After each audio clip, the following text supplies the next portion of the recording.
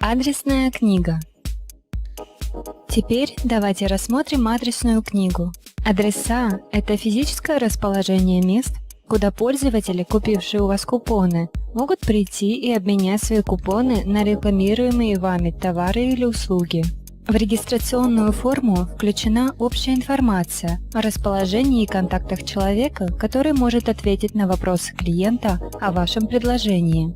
Регистрационная форма начинается с названия или заголовка адреса продавца. Оно может быть любое, но помните, что оно будет видимо для ваших потенциальных покупателей.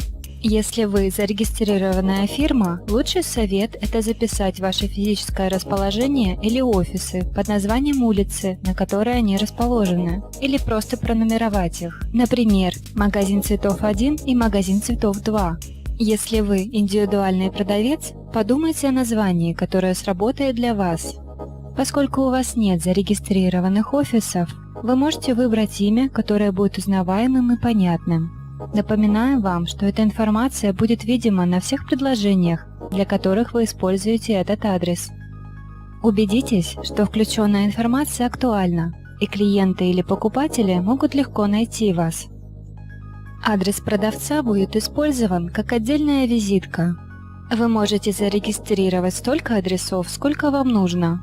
Каждый адрес может быть приписан более чем к одному профилю продавца во втором поле Businesses. Это критично, чтобы вы ввели свой адрес корректно в форме адреса продавца, поскольку позже он будет использован, чтобы направить к вам потенциальных клиентов.